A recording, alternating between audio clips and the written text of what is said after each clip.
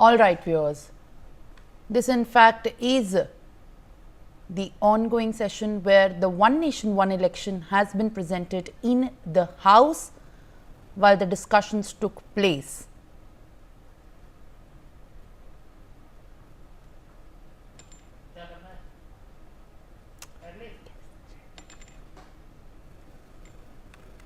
These are the live visuals on your screen from the Lok Sabha, where Arjun Meghwal, the Union Law Minister, has in fact made deliberations and discussions stating that the bill is not affecting the power of assemblies.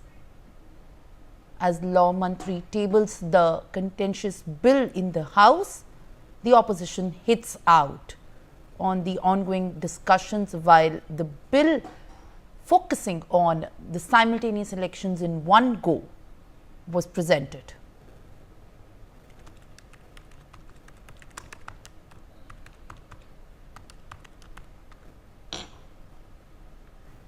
All right, viewers, Parliament winter session is underway. One Nation, One Poll was tabled in the Lok Sabha,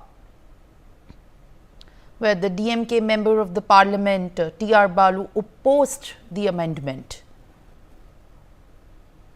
As in fact, the DMK was the party who opposed the amendment of the One Nation, One Election, including the Samajwadi Party, which also joined the DMK as the opposition bloc, opposing the One Nation, One Election, alleging it could pave the way for the dictatorship by centralizing power and undermining India's democratic system. Union Law Minister Arjun Meghwal tabled One Nation, One Election poll, One Nation, One Election bill in Lok Sabha. All right, viewers, now joining me live on the broadcast is Ajay Kumar Jha, senior journalist on the broadcast, as in fact a monumental and a historic development has happened. Union Law Minister Arjun Meghwal, our Law Mantri, tables the One Nation, One Election bill in the Lok Sabha. I appreciate you joining me live on the broadcast and thank you for speaking to NewsX, sir. In your view, in fact, there have been deliberations and discussions. In fact, there is the opposition bloc coming out to oppose the One Nation, One Election bill here, stating that it is an attempt to undermine India's democratic system. Till what point does this even in fact entails to the reality of the implementation, while the contents of the ONOP does hinder and impact into the India's democratic system? Mr. Jha.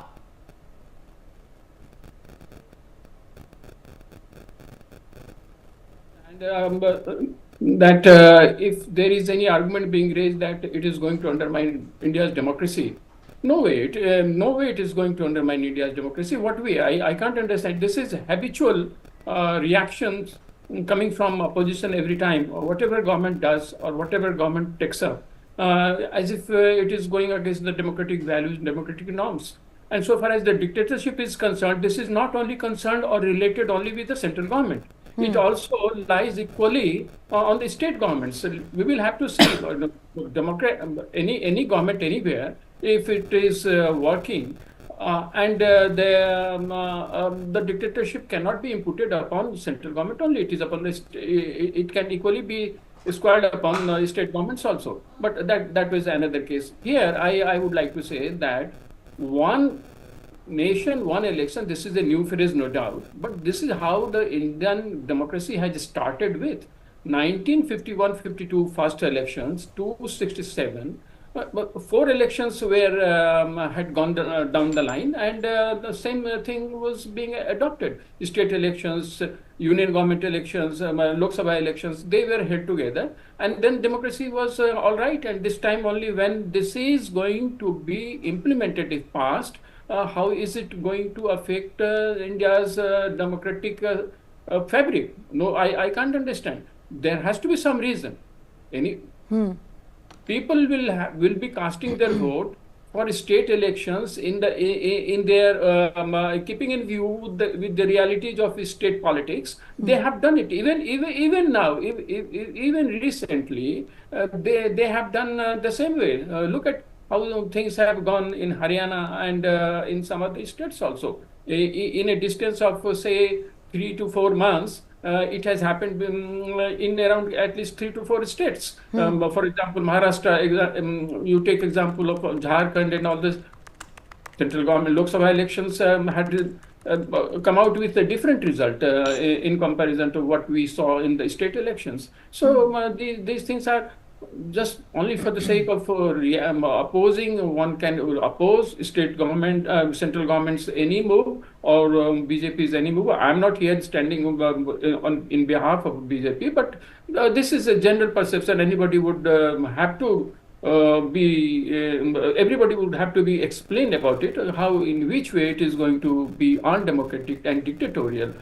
It has happened in other states also, in other countries also. Even now, if take for example in USA, at least 4 to 5 or more than that, some of the 6 to 7 states had gone for gubernatorial elections simultaneously along with the presidential elections. So where was the dictatorship? No voice was raised around that.